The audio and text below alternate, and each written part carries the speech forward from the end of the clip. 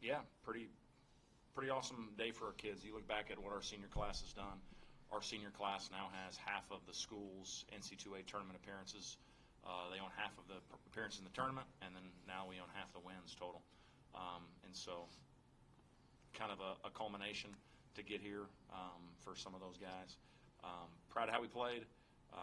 Great start from Brian Strange. That was his best start of the entire year. You know, he's a guy that I think has probably some of the best arm talent of any of the starting pitchers in our league. And we just haven't been able to get into the fifth very often. It seems like the fourth and fifth, kind of a loss of command, and he'll wobble, and we'll have to go to the bullpen because usually we have a lead. And for him to be able to get us to where he did, get us to the seventh, was fantastic. And then, you know, the big swing early from Ian Riley, the two-run homer to give us a lead, let us breathe, and then the big one from Josh to center field. Some pretty big moments. I think one of the things I'm more happy about, too, is that our guys weren't that excited. They were excited, but it was like they felt like they deserved to be in this game. I felt like they were happy to win, but it wasn't like maybe it wasn't something that was unfathomable or was something out of, comprehension. They think they're a pretty good team, and I think we played pretty good baseball for 2 days. Wish we would have pitched it and defended a little better yesterday. We might be in a little better spot, but I'm proud of how our kids have competed so far. Questions for the athletes, Bob? Brian, yeah, 6 2/3. I think you had 3 games with 6 innings, 99 pitches. I think your high was 95. Just how'd you feel out there, and what was the key to that start for you? I just knew I had to come out and give my guys a shot. I feel like I do that a lot for this team, but like Coach Sawyers said, I get stuck in the fourth and fifth a lot, but I knew today I had to give us a go. I had to get extended and give us a shot to win. And maybe for Ian and Josh, I don't know if you guys know this. I looked it up. Southeast's only other NCAA tournament was in 2002. One at Alabama, so right. I think it's 22 years.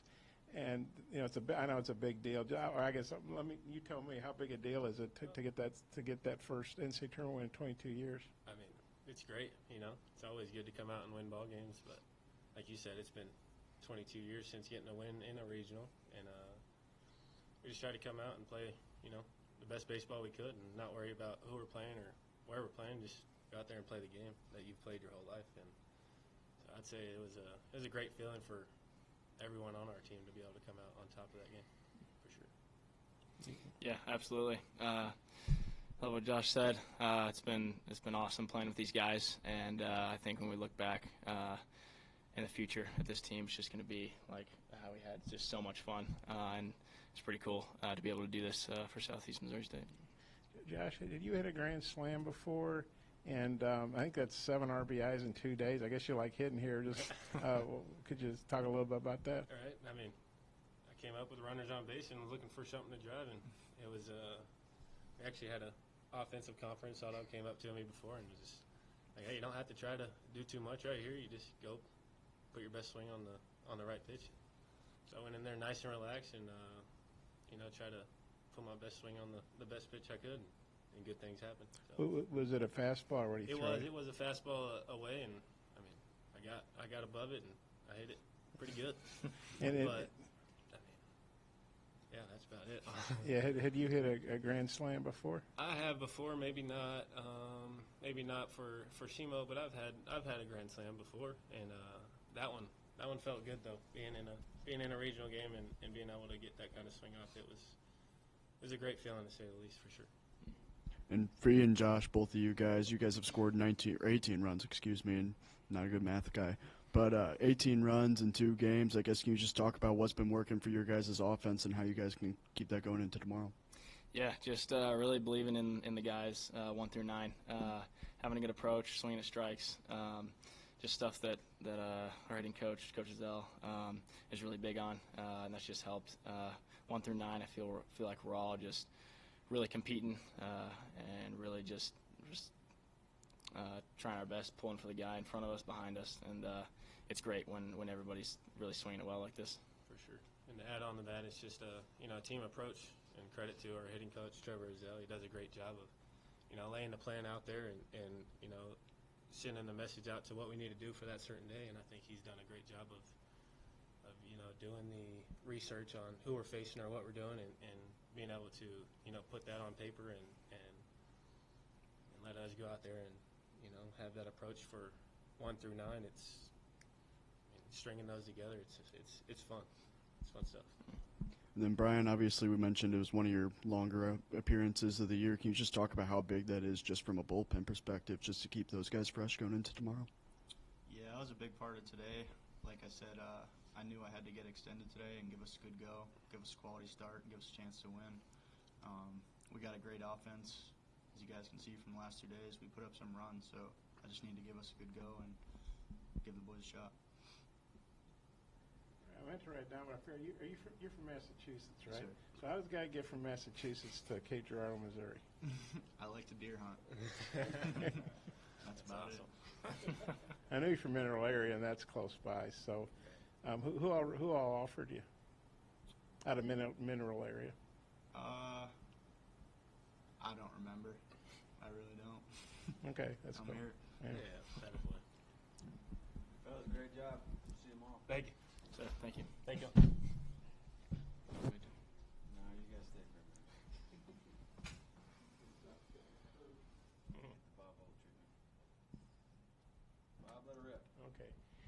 I know that's your first NCAA tournament win as a head coach, and it's only SEMO's second. Like we were saying, 22 years. I know it's not easy when you're a 4 seed, coming to these regions. How big a deal is that to you personally and to the program? What happened today?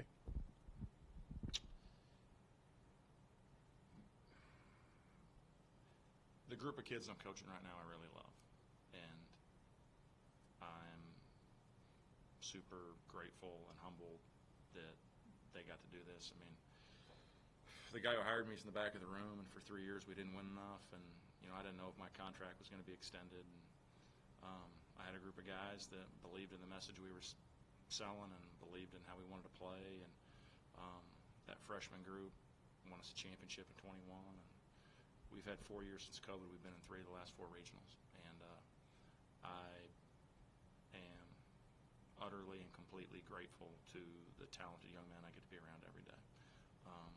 Coach Van Horn, who I love, I mean, he might have 5 or 7 future major leaguers on his roster right now. I don't. But I've got young men that are playing the game they love, getting an education.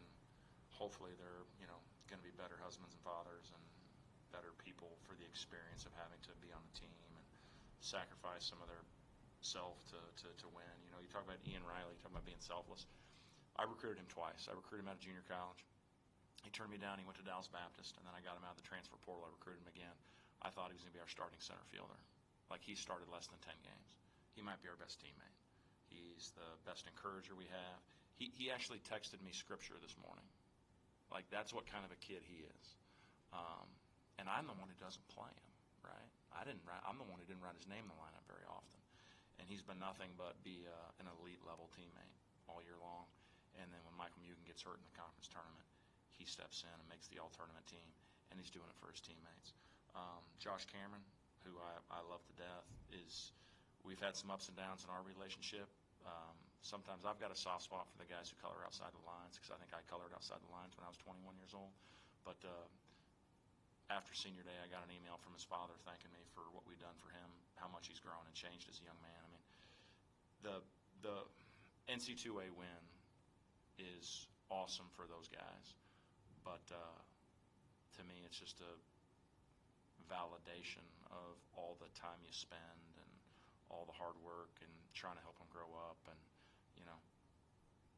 I'm just super, super proud and grateful for those group of kids.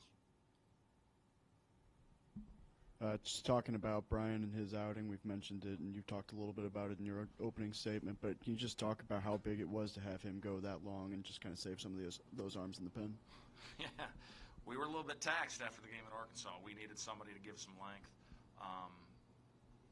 We were hoping, the plan was if we could get 6 out of Strange and Hamo combo, we were going to piggyback those 2 guys. Like, that wasn't an accident we went to Heyman. The plan was to piggyback those 2 guys together and to try to get 6 out of them. And then it was 1 from Pilaw, 1 from Wimmel, 1 from Miller, and we're going to use that. That was the plan going to get 9 innings for the win.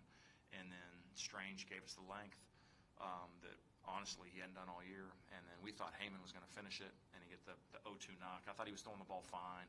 Got ahead 0-2, hung a slider, 0-2 knock, and then a walk and hit by pitch, and then we had to go, right? And P-Law's been our best competitor on the mound over the last month. He's been fantastic. And, started the last week of the year, was great through 3 days in a row in the conference tournament maybe. Like, he has been our best competitor over the last month. I probably should have started him yesterday, but, like, I think when you think about pitching staff construction, I always like to think from the back front, and we kind of liked having him at the end for moments like this. But for him he threw 50 pitches yesterday, I believe, and then to come back and give us another inning plus today was awesome. But what Strange did set us up. We probably wouldn't be here talking about it if he didn't give us that outing. And then obviously you get the loser of tonight's game tomorrow. Can you just talk about how do you kind of, I guess, approach scouting a game like that, or what do you kind of, I guess, do when you look at that? I'm going to lay down in my bed in the hotel room with a plate of barbecue on my stomach, and I'm going to watch it on ESPN+. That's how I'm going to go about that. We're scouting that game. We've done it all. We've seen them play. I've watched Arkansas probably play 20 times on televisions here anyways. But we've done our work. I think in the old days before all the video stuff, it was super important, right? Like, you were like, this is the first at-bat you had on some of these guys. Hey, we've watched it all, right? With Synergy and all the True Media and all that stuff, we have watched it. And so I like just watching the game play out as a game, right? Because you get a different feel from watching the game, like at-bat to at-bat. Is Pete going to run right here? Like, I love that button run he did last night. We knew he was going to do it because that's the combo he does with all the time, right? I like watching the game with that piece. But we've done a lot of video review. I'm just going to eat dinner with my family and watch it on the TV. Where are you going to get that plate of barbecue from? I forget where we had it last night, but it was really good. What was it? Wrights. Yelp said they were the best barbecue place in the country. Man, I lived in College Station, Texas for a few years, and there's a place called Fargo's in College Station that I would put money on that I think is the best place in the country. And do you have any idea who you're going to start and pitcher will be tomorrow? I don't. We're going to have to figure it out. I told P-Law in front of the team, I said, P, I thought about starting you, but we need you in the back end. If we win this game, I'm going to start you on Sunday. And I'm not going to now since he pitched today. But I'm not sure. Then just kind of talking about the offense, last question from me. Obviously, just kind of the same question I asked those guys. 18 runs in 2 games. What has kind of been working from, I guess, the coaching perspective that has given you guys the success you have so far? Man, what's working from the coaching perspective is we recruited good kids. We have a talented lineup. We can hit. For myself to say what the coaching thing is working right, I think I'd be taking too much of the credit. They've played really well. Our hitting coach, Trevor Zell, is a super talented young coach. He always has a good plan for our guys. But I think at this point in the year, I think it's just them. They're playing well. Coach, appreciate you. Yep. See you tomorrow.